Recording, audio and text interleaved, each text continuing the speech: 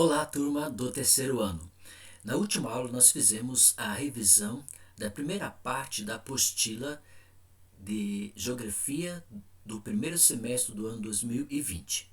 E aí nós estudamos relacionado aos conteúdos proposto pela apostila número 1, que foi os assuntos tais como módulo número 1, Organização e Desenvolvimento do Estado Brasileiro. O módulo número 2, Aspectos demográficos e movimentos migratórios. O módulo número 3, Brasil, região norte. E o módulo número 4, Brasil, região nordeste. Ao fazermos essa pequena revisão, que foi a primeira parte, nós respondemos algumas questões de habilidades na área de geografia. E hoje nós iremos trabalhar com vocês na segunda parte, fazendo a revisão continuada, que é da apostila número 2, e vamos focalizar o módulo número 1, região centro-oeste, o módulo número 2, região sudeste, o módulo número 3, região sul, e o módulo 4 sobre cidadania e conflitos. Gostaria que você participasse através da sua apostila, abrindo a apostila no módulo número 1, na página número 2, apostila número 2, e vamos trabalhar com algumas questões, algumas habilidades nesse momento. Antes de iniciar a aula, vamos pedir a presença de Jesus através de uma oração. Obrigado a Deus pelas bênçãos concedidas a nós até o prezado momento. Muito obrigado porque o Senhor está protegendo, nos cuidando, nos orientando. Queremos convidar o Senhor Jesus para estar presente conosco nesse momento ao explicar esse assunto, que possamos ter entendimento vindo dos altos céus e que os alunos possam entender aquilo que vai sendo explicado através do conteúdo do segundo bimestre do primeiro semestre da nossa revisão. Fica conosco nesse momento. Abençoe cada aluno e seus respectivos familiares. É em teu nome que te pedimos, em Jesus Cristo, nosso Salvador. Amém. Então vamos lá, retratando então os conteúdos relacionados. Então, a segunda parte, a revisão de 2020, matéria de geografia da apostila número 2, já que na primeira parte falamos sobre a apostila número 1. E a primeira que nós podemos observar, o módulo número 1, região centro-oeste, apostila número 2, da página 2 a 14.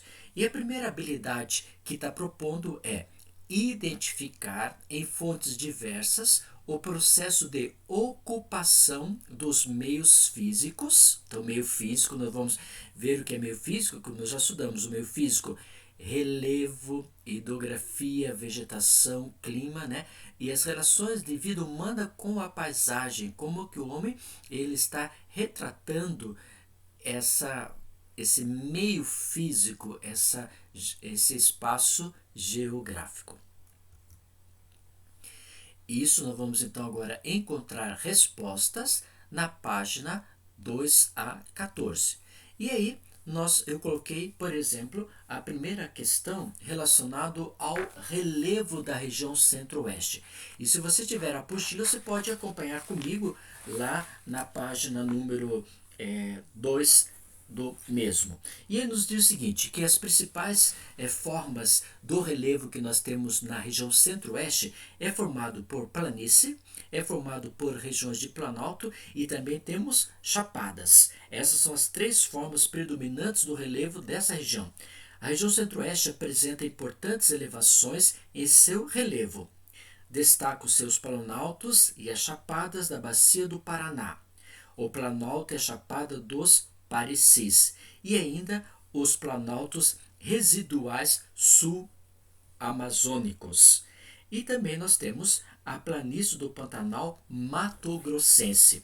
E lá na página número 3 nós podemos observar esse conjunto, né? Então, por exemplo, temos a planície do Pantanal Mato-Grossense, nós temos o conjunto da Serra do Urucum, a Serra de Amambaí, Serra de Maracaju, Serra de Caipós, Serra Dourada, temos a Chapada de Contagem, a Serra Geral de Goiás, a Serra do Roncador, a Serra Formosa, a Serra dos Aplacás, Chapada dos Parecis. Essas são as principais formas que predominam o relevo dessa região. Então nós podemos observar que temos planície amazônica e Pantanal Mato Grossense, temos planalto e temos chapadas.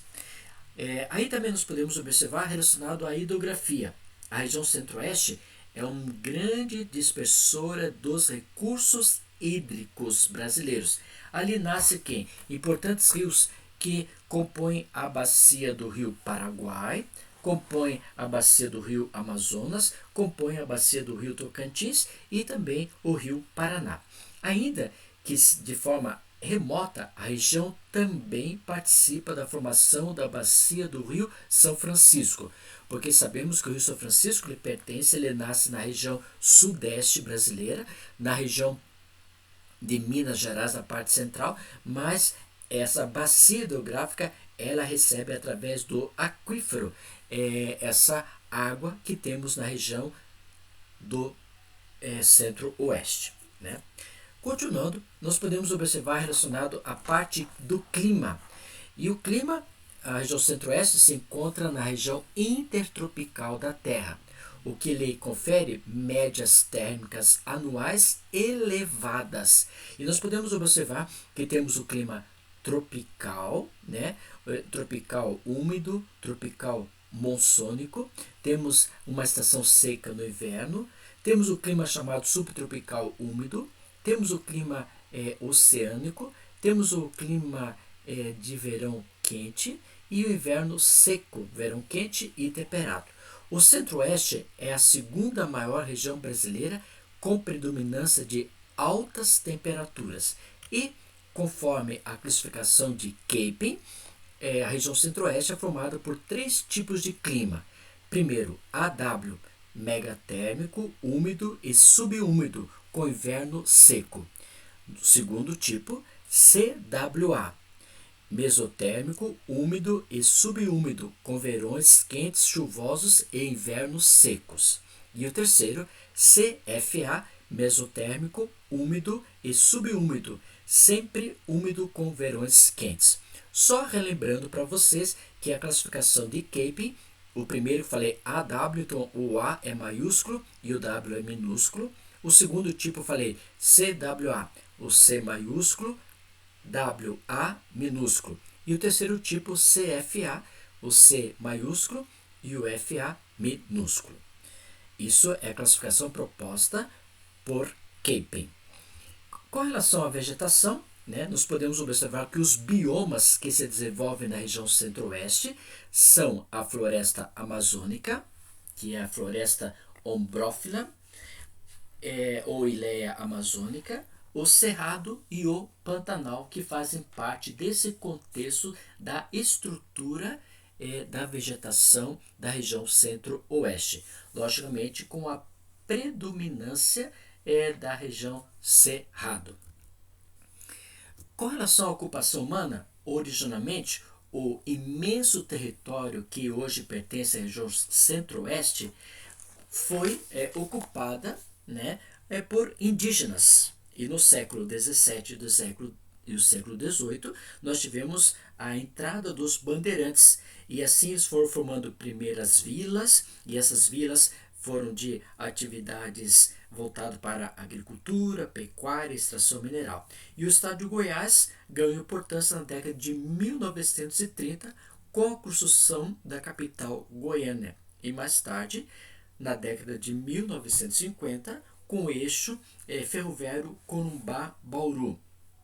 E isso fez com que tivesse a contribuição do crescimento da região centro-oeste. Agora, a partir de 1960, com a transferência da capital brasileira do Rio de Janeiro para Brasília, e também a partir de 1960, com a construção da rodovia Belém-Brasília, foram os impulsos rápidos para o crescimento populacional e demográfico da região centro-oeste.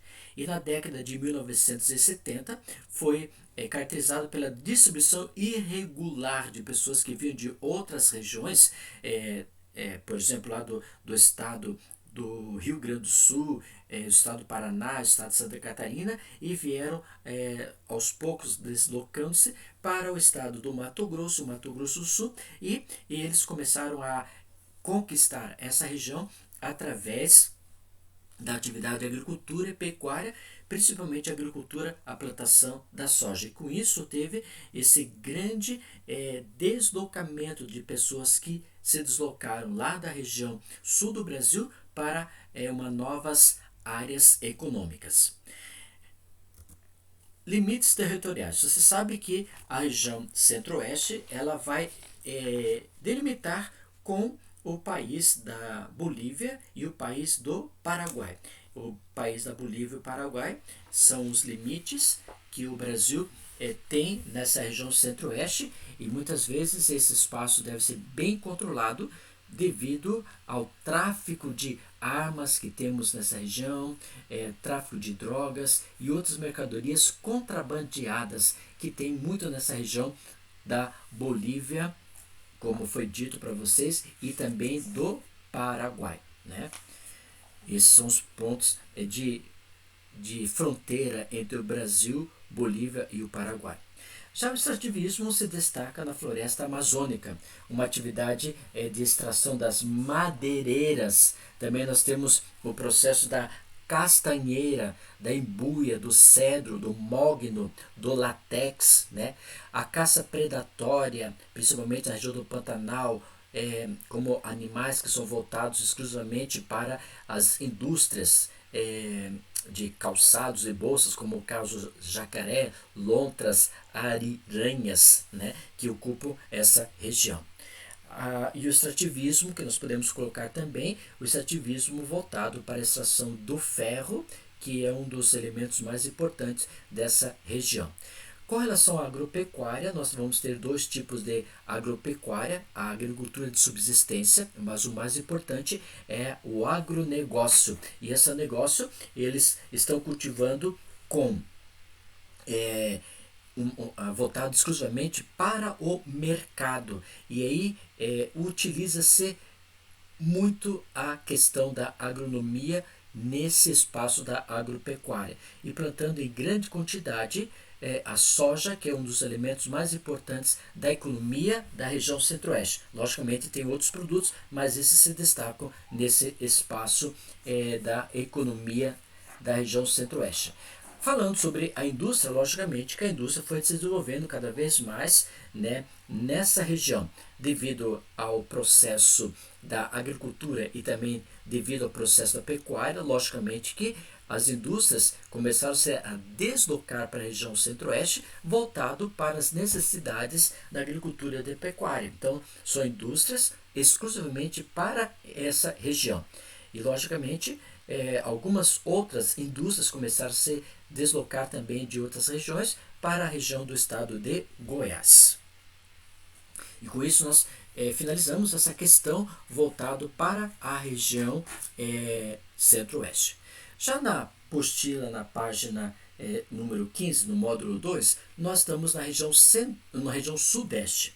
E a região sudeste, uma das habilidades que nós temos é avaliar criticamente conflitos culturais, sociais, políticos, econômicos ou ambientais ao longo da história.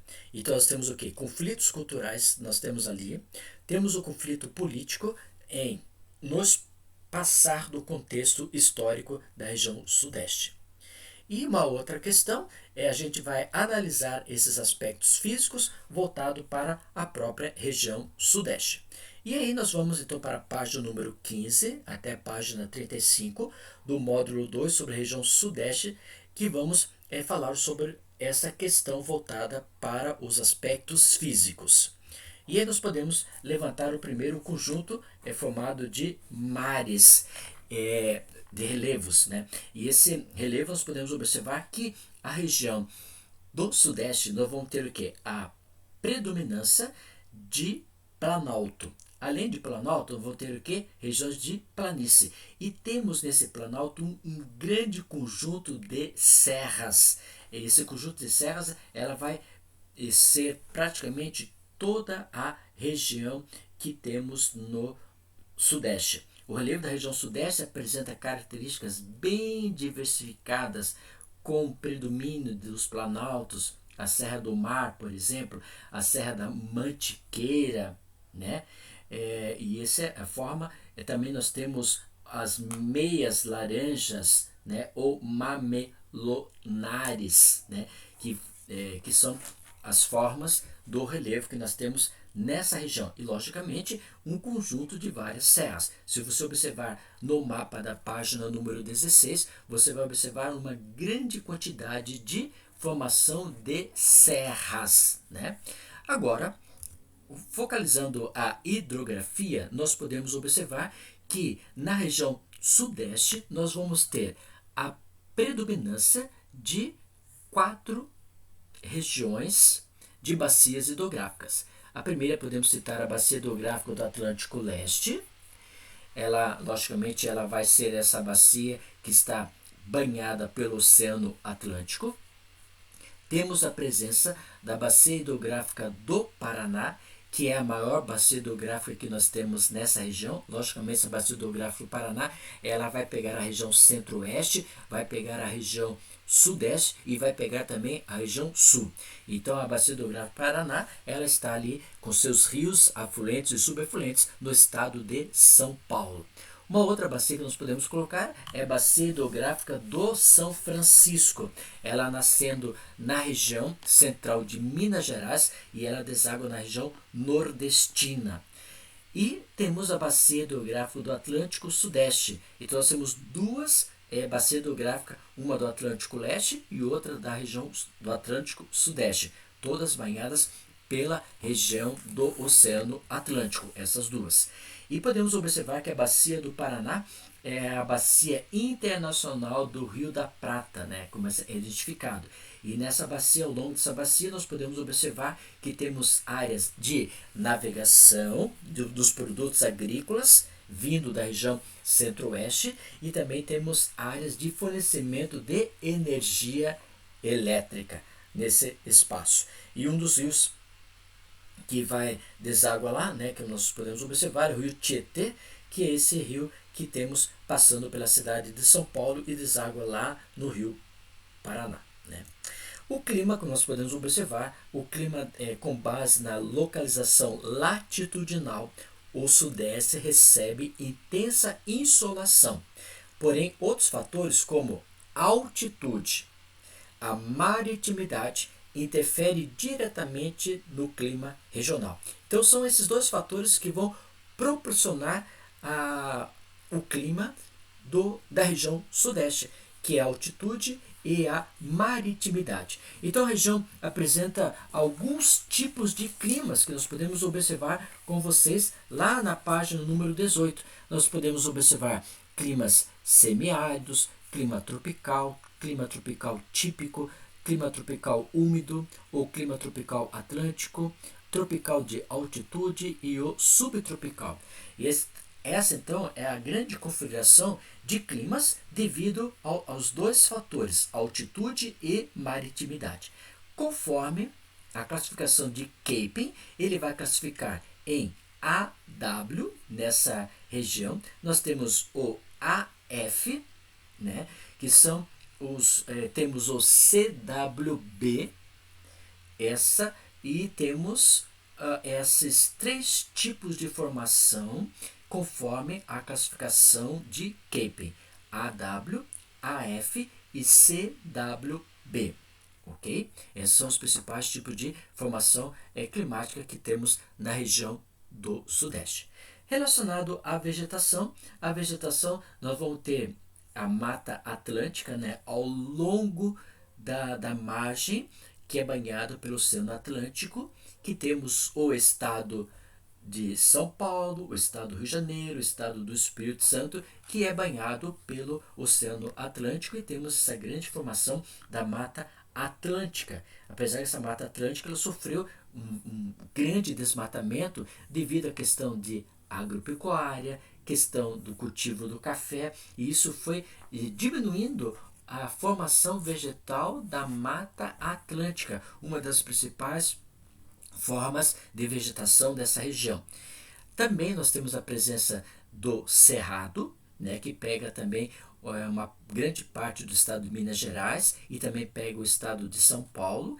E um pedacinho lá ao norte de Minas Gerais temos a presença da Caatinga, que são a formação vegetal que nós temos localizado na região a região sudeste, devido aos fatores climáticos como altitude e maritimidade. Aí nós podemos observar, isso então foram os aspectos relacionados ao aspecto físico ou natural. Agora, quando falamos relacionado ao aspecto voltado para o processo humano, o processo histórico, e ali nós podemos observar que nós tivemos grande espaço de pessoas que vieram de outras regiões, principalmente a região Nordeste, à procura de melhores condições para a sobrevivência na região Sudeste. E aí nós temos, através a capital do Brasil, Rio de Janeiro, tivemos, por exemplo, a presença do estado de São Paulo no cultivo do café. E muitos nordestinos vieram para essa região à procura de novos empregos. E depois desse café com o tempo e depois da pecuária foram substituídas pela atividade industrial. E com isso nós tivemos pouca mão de obra. Então veio muita gente de outras localidades para trabalhar como a mão de obra mais barata, como os italianos, os japoneses, que vieram em grande espaço para o desenvolvimento da região sudeste. A agropecuária, como nós focalizamos nessa região, ela é voltada principalmente no início pelo cultivo do café. Hoje, essa agricultura ela é voltada exclusivamente para abastecer o mercado interno da região sudeste, para abastecer o mercado brasileiro e também para o mercado externo. Então, uma grande configuração da agricultura. E voltado para a indústria, nós vamos ter o estado de São Paulo como sendo um dos principais estados brasileiros na própria economia da região. E como nós podemos observar, São Paulo se destaca em vários tipos de indústrias e temos várias regiões industriais, como a região do ABCDM, né? Santo André, São Bernardo, São Caetano, Diadema, Mauá, e essa grande concentração industrial foi formando então muitos outros grupos de pessoas que vieram de outras regiões, principalmente do Nordeste, à procura de emprego. Mas, com o passar do tempo, essas indústrias elas foram o quê? Dando uma grande prioridade para as indústrias tais como indústria de base, indústria siderúrgica, metalúrgica, produtos químicos, bens de consumo duráveis, automóveis, aviões, eletroeletrônicos e bens de consumos não duráveis como alimentos, vestuários, cosméticos e bebidas e outras. Então essas atividades foram se desenvolvendo em grande composição na cidade e na grande região do ABCDM em São Paulo. Mas a partir de 1980 já começou a saturar esse processo econômico industrial, pelo fato que os salários começaram a aumentar, teve os salários, os sindicatos dos trabalhadores se fortaleceram, o custo imobiliário se elevou e, consequentemente, as áreas com maior aglomeração passaram por um processo de dispersão industrial. E com isso nós tivemos o que nós chamamos de desconcentração industrial, desconcentração urbana, e muitas pessoas se deslocaram da região sudeste, principalmente do estado de São Paulo, a outras localidades. Então nós temos várias indústrias que se deslocaram para a região nordeste do Brasil ou para a região sul do Brasil.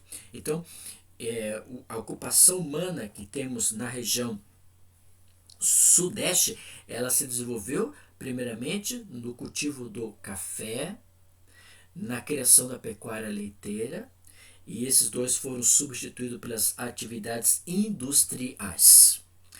Vamos para o módulo número 3.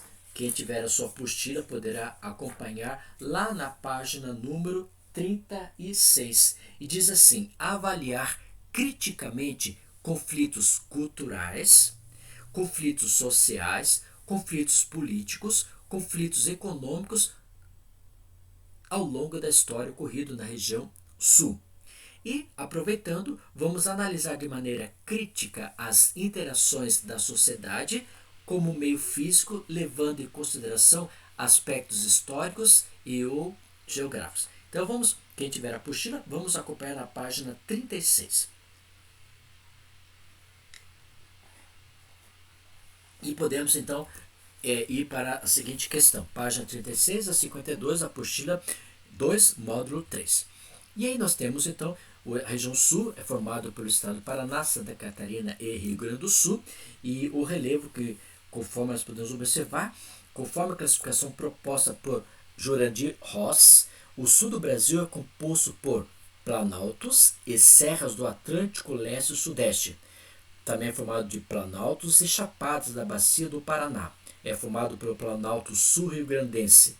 E na porção central da região ocorre a depressão periférica da borda leste da bacia do Paraná, e no relevo do extremo sul destacam-se a planície da Lagoa dos Patos ou Laguna dos Patos e a planície Mirim.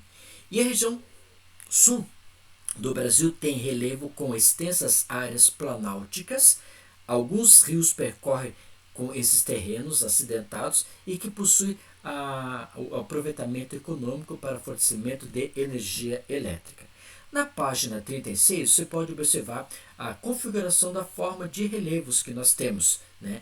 Então, você vê que a região sul já vai apresentar um grande conjunto, já uma mescla de planície com planalto e com serra.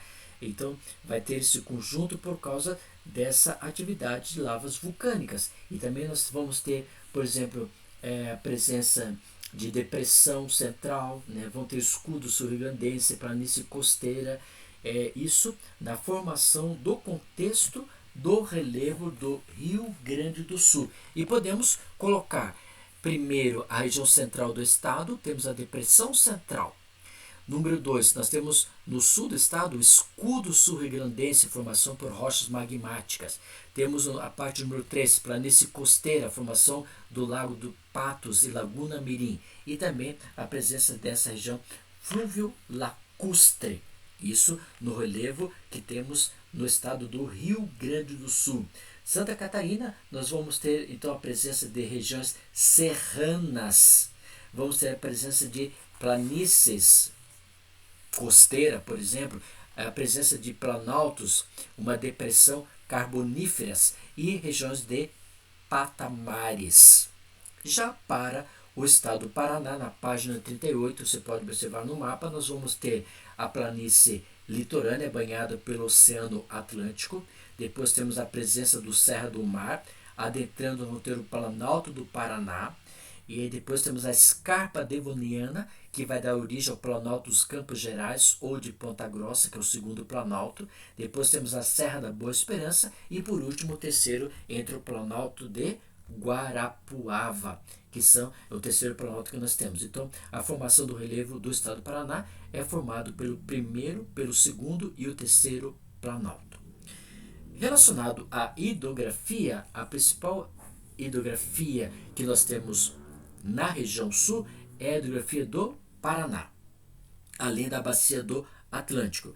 E aí nós temos o que? Nessa configuração apresenta-se vários rios, conforme o seu tipo de relevo. Vão ser rios voltados exclusivamente para regiões de planície, que é voltado para a navegação, transporte de produtos agrícolas, produtos industriais. E também nós temos, conforme o relevo também, a formação de áreas de planalto, que é exclusivo para a formação de energia hidrelétrica, e tendo uma delas, as mais importantes que nós conhecemos, no estado do Paraná, que nós temos a usina Itaipu nessa região. Relacionado ao clima, já nós estamos abaixo do trópico de Capricórnio, e a zona temperada do sul, ou são regiões que vão ter o que? A presença exclusiva das 4 estações do ano bem definidas. E aí nós podemos observar conforme alguns elementos, como maritimidade, continentalidade, altitude e latitude são os elementos que vão fazer parte dessa configuração do clima. E aí nós podemos observar que essa região mais ao sul, como o estado do Rio Grande do Sul, vão ter até precipitação de forma de neve. Relacionado à vegetação, nós vamos ter uma grande gama de formações vegetais. Vão ter a presença de manguezais, restinga, temos a formação da Mata Atlântica, temos a formação da Mata com Araucária, que é uma das principais formações que temos na região sul. Temos a floresta estacional semidecidual, que são vegetações formadas dessa localidade. Infelizmente, muito dessa parte da Mata Atlântica ela foi destruída, desmatada para a formação de áreas de agricultura, áreas de pecuária e formação de indústrias e cidades. E, consequentemente, essas vegetações aos poucos vão sendo desmatadas pelo próprio homem. E isso é um dos problemas críticos que nós temos no contexto da formação vegetal. Agora vamos ver com vocês a questão voltada para a ocupação demográfica dessa região. Então nós podemos observar que nós temos uma grande configuração do mundo europeu. E esse mundo europeu é um mundo em que temos a formação de várias colônias distribuídas ao longo dos 3 estados, Paraná, Santa Catarina e Rio Grande do Sul. E nós podemos observar que é bem pouca concentração de povo indígena e povo africano na região sul brasileira. E aí nós podemos observar, por exemplo, no estado do Rio Grande do Sul, né, tivemos a presença de grande maciço de italianos, né? Aí também nós tivemos, focalizando no estado de Santa Catarina, vão ter a presença de alemães, e focalizando todos os três estados vão ter a presença de italianos, alemães, ucranianos, holandês, da Áustria, Polônia, Suíça, Japão e Síria, Líbano e Turquia. E todos, ao chegarem, deixaram sua própria estrutura, sua arquitetura, sua culinária, suas manifestações artísticas, a divulgação da língua de origem e as características físicas de cada população. Então, cada população ela trouxe a seu próprio contexto do mundo europeu para a região sul. Agora, por que tem tanto, né, europeus na região sul? Porque o clima subtropical pode ser considerado o principal fator de atração para os imigrantes europeus. Suas temperaturas inferiores às dos restantes do país tornava a adaptação dos trabalhadores mais rápida e a construção de paisagens urbanas mais semelhantes aos do velho mundo, lá do mundo europeu do qual eles vieram. E aí, quando chegaram, eles começavam a formar a sua atividade da agricultura, da pecuária, e aí se formando centros urbanos, e com isso foram cada vez modificando a própria estrutura do meio ambiente e formando as cidades. Agora, também teve muitos que saíram da região sul e foram para a região centro-oeste, como nós já vimos a partir da década de 1970, 1980, 1990. Muitos transferiram para procurar novos lugares de acesso que tivesse um ganha-pão mais do que a região sul. O território também apresenta alguns problemas da região sul, porque são territórios que fazem parte de contexto de fronteiras com os outros países, como no sul do Rio Grande do Sul nós temos o Uruguai, depois na parte oeste nós vamos ter a parte argentina, na parte oeste também vamos ter o Paraguai. Então Paraguai, Argentina e Uruguai são os 3 países que fazem fronteira com o espaço da região sul. E isso aí muitas vezes provocou o cenário de conflitos, né? A Guerra do Paraguai em 1864 até 1870. Nós tivemos a Guerra do Contestado em 1912 a 1916 do estado de Santa Catarina e o estado do Paraná. tivemos também o problema que enfrentamos muito com esse limite da região da Argentina, Paraguai e Uruguai, principalmente no Paraguai. O problema principal enfrentado pela extensa área fronteiriça está relacionado ao controle de criminalidade, o tráfico de drogas e o transporte de mercadorias ilegais desencadeiam certos impasses nas relações com os países limítrofes, pois cada território tem suas leis e seus métodos específicos de policiamento. Então esse é um dos problemas que o Brasil enfrenta relacionado a esses três países, Paraguai, Argentina e Uruguai. No extrativismo nós temos o extrativismo através da extração de madeira, né, como cedro e embuia. Temos a extração mineral, tais como cobre, calcário, carvão mineral, calcário, chumbo em grande expansão e extração mineral. Na agropecuária, a agropecuária se destaca-se em dois tipos: agricultura de subsistência e agricultura, como se diz, agricultura voltada como celeiro do Brasil. E esse celeiro do Brasil vão ter várias cooperativas no qual irão produzir esses produtos para a região sul do Brasil, para o Brasil todo e também para a venda desses produtos fora. Então essa agricultura se destaca-se muito forte e através da cooperação que nós temos das cooperativas. Temos também a presença do gado, tanto para gado de carne e leite, e também temos a presença de grande concentração de aves, suinicultura, ovinos, né? E a produção do Brasil do Brasil na região sul se destaca na plantação da soja, do trigo, algodão, arroz, milho, feijão, né? Cana-de-açúcar, café, fumo, erva mate, uva, maçã, frutas de caroço como a laranja, hortaliças, e são produtos específicos da nossa região sul do Brasil. E as indústrias, logicamente, essas indústrias, elas não tiveram um grande desenvolvimento como nós tivemos na região sul do Brasil, mas com o passar do tempo, essas regiões industriais elas começaram a localizar na região sul devido à menor cobrança de impostos. Então o setor determinante para uma análise do desenvolvimento está diretamente relacionado ao desempenho dos vários ramos industriais. E esses vários ramos industriais temos, por exemplo, no estado do Paraná, indústrias voltadas como matéria-prima agropecuária, né? Temos na região do Paraná a cidade industrial, que é voltada para esse espaço. Temos também, por exemplo, a região metropolitana de Curitiba. Já em Santa Catarina vão ter o processo do Vale do Rio Itajaí, a região de Jaraguá do Sul, a região, por exemplo, de Joinville, que são os principais pontos da concentração industrial. E no estado do Rio Grande do Sul, nós vamos ter a grande Porto Alegre, chamado Poliindústria, nesse espaço, né?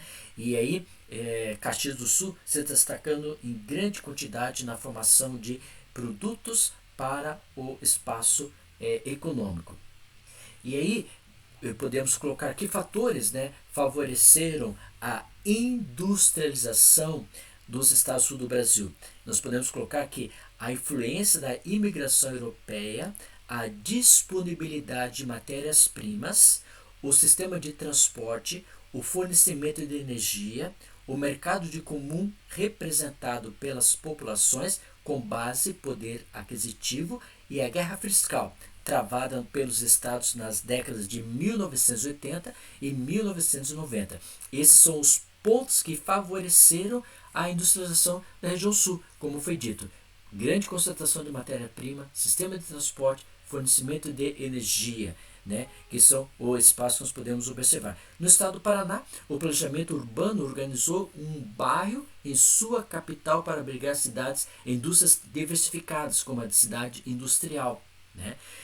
No Santa Catarina, um dos importantes segmentos industriais é o de cerâmica e o do agroindustrial, e possui indústrias famosas dos produtos têxteis comercializados em todo o país. No estado do Rio Grande do Sul, a A região metropolitana de Porto Alegre, no entorno de sua capital, abriga importantes segmentos industriais como automobilístico, química e calçados. E também indústria voltada para metal mecânico, que está localizado na região de Caxias do Sul, na região serrana. Então, esses são os pontos principais voltados para a atividade industrial da região sul. E esses elementos, como o território, elemento de extrativismo, elemento agropecuário e indústrias, muitas vezes modificam a própria estrutura do local. Módulo número 4 da página número 53 tem a pergunta: cidadania e conflitos. Identificar em fontes diversas o processo de ocupação dos meios físicos e as relações da vida humana com a paisagem. E depois nós podemos observar e analisar a atuação dos movimentos sociais que contribuíram para mudanças ou rupturas em processos de disputa pelo poder. Então nós podemos observar na página 53, a página 72, algumas questões relacionadas à cidadania e conflito. E podemos observar alguns conceitos como cidadania. Toda a sociedade está inserida no espaço geográfico e é organizada no contexto de direitos e deveres, também definido como cidadania. E todos esses direitos e deveres, ele está o quê? Formulada a busca por uma sociedade equilibrada e justa, consiste em um processo contínuo e diferenciado em cada país. E no caso, no espaço brasileiro, a Constituição da República Federativa do Brasil, promulgada em 5 de outubro de 1988, consolidou a democracia no território nacional e as leis que regem a vida dos cidadãos brasileiros. Quais são os principais deveres de um cidadão brasileiro? E podemos unir, por exemplo, cumprir as leis, votar nos governantes e legisladores, educar os semelhantes, proteger os semelhantes, o patrimônio público, o patrimônio social e a natureza. Então, esses são os deveres de cada cidadão brasileiro. E quais são os direitos? O direito ao voto, direito à saúde, direito ao trabalho, direito ao lazer, à moradia, à educação, à previdência social, à liberdade de expressão com devida identificação, à liberdade religiosa, à liberdade na escolha e no exercício da profissão dentro das exigências da lei proposta pelo espaço brasileiro. Então esses direitos e deveres são propostos pela Constituição, a 8ª Constituição brasileira, em 5 de outubro de 1988, para o contexto de cidadania. Podemos observar alguns conflitos sociais que nós tivemos no espaço brasileiro, lá na página 55. Falamos sobre, já na aula, falamos sobre a Guerra dos Canudos, as Seis Marias, a função social regida por essas Seis Marias, a reforma agrária, os poceiros, os grileiros, os poceiros que ocupam a terra sem ter os documentos da propriedade. Os grileiros ocupam principalmente as terras devolutas e falsificam os documentos. São conflitos muito grandes, muito fortes que nós temos no Brasil. Principalmente você pode observar lá na página número 56, esses conflitos. Também nós temos mais alguns outros conflitos sociais voltados para a presença dos indígenas, os camponeses, os quilombolas, conflitos de fronteira. O Brasil vai ter esse conflito entre a fronteira desde lá da Guiana Francesa, a Guiana, o Suriname, Venezuela, Colômbia, Peru, Bolívia, Paraguai, Uruguai, Argentina, que faz os países serem fronteira com o espaço brasileiro. E além do tráfico de droga e do contrabando de mercadorias, outros problemas são identificados na taxa de fronteira, tais como deslocamento ilegal de trabalhadores brasileiros em busca de trabalho na Guiana Francesa. Outro, deslocamento ilegal de garimpeiros estrangeiros em busca de trabalhos nas minas do Pará. Outro, entrada ilegal de imigrantes. Outro, divisão de terras indígenas entre dois países. Outro contexto, invasão de terras. Outro contexto, degradação ambiental. Um outro conflito, extração e transporte ilegal das espécies nativas, biopirataria. E por último, podemos citar o cultivo ilegal de drogas nos países que fazem limite com o espaço brasileiro. Centros urbanos, nós temos alguns problemas relacionados aos centros urbanos, que podemos colocar relacionado a áreas de transporte, unindo a zona de bairros menores, bairros menores em poder aquisitivo, relacionado com as áreas central. E aí nós temos esse espaço de ocupação, né, formando presença de muitas áreas que não são planejadas pela própria cidade, formando regiões de favelas, comunidades e também regiões de extrema riqueza. Também a união das zonas de bairros e industriais através de transporte. Conflitos ambientais, que nós temos o conflito através do problema da água, o problema do extrativismo, o problema dos socioambientais, recursos naturais, são problemas voltados exclusivamente por causa da própria economia. Conflitos trabalhistas, que é regido pela CLT, Consolidação das Leis do Trabalho, instituída pelo espaço do Getúlio Vargas, né? Também o processo de conflitos e movimentos, esses conflitos que temos muito no espaço brasileiro, né? Esse conflito, tais como o movimento chamado MST, Movimento Sem Terra, essa organização oficial que ocorreu lá em Cascavel em 1984. Também nós tivemos um outro encontro do MTST em 1997, que foi aquele espaço organizado na cidade de São Paulo, o MTST, Movimento dos Trabalhadores Sem Teto, em 1997. São movimentos que ocupam grande conflito no espaço brasileiro, porque esses movimentos eles querem ter terras propícias, terras cultiváveis, terras de bom nutriente para ser cultivados os produtos. E isso gera um grande conflito e muitas vezes esses conflitos são regidos por algumas entidades religiosas ou entidades políticas, como se pode observar na página 64 da sua apostila. Também nós temos alguns conflitos indígenas, né? Esses conflitos indígenas, tais como, por exemplo, ter o seu próprio espaço, a sua própria localidade, né? A sua região do próprio cultivo, da sua caça e pesca, como nós estudamos, relacionado ao processo indígena, né? E muitas vezes isso aí eles estão pedindo auxílio do governo através da FUNAI para ter o seu próprio espaço adquirido.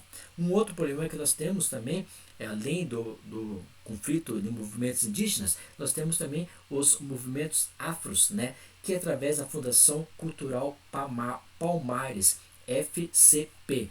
E eles, algumas propostas do FCP, que é comprometimento com o combate ao racismo, a promoção da igualdade, a valorização, difusão e preservação da cultura negra, cidadania no exercício dos direitos e garantias individuais e coletivas da população negra em suas manifestações culturais e diversidade no reconhecimento a respeito às identidades culturais do povo brasileiro. Esses são os conflitos que nós podemos citar, como foi citado para vocês lá na sua apostila: conflito dos movimentos indígenas, conflitos dos movimentos afro, os movimentos sem terras, né? O conflito sociais, começando desde a Confidência Mineral, Confidência Mineira. Também temos esse trabalho infantil, né? Trabalho escravo, conflito entre fronteiras, são os principais conflitos que existem no espaço brasileiro, devido que o nosso espaço territorial ele é bem extenso, ocupando praticamente o quinto lugar em posição mundial. Mas, como nós retratamos o módulo número 4, cidadania, o direito nosso é conservar, educar, viver nesse espaço brasileiro por grande diversidade cultural, indígena, os brancos, os negros e os asiáticos. E com isso finalizamos essa revisão, né? Obrigado pela sua cooperação em ouvir essa revisão do primeiro semestre, na primeira parte e na segunda parte. Na aula que vem, nós já vamos entrar relacionado com as apostilas do terceiro bimestre, fazendo uma revisão geral de todo o material estudado de geografia no primeiro, segundo e o terceiro ano. Como você viu, nós não temos nenhuma atividade voltada exclusivamente para a plataforma do Eclass, pelo fato que fizemos uma revisão e essas perguntas são de habilidades voltado para o conhecimento de geografia. Muito obrigado pela sua atenção. Vamos terminar a aula com uma oração. Obrigado a Deus pelas vitórias alcançadas até o presente momento.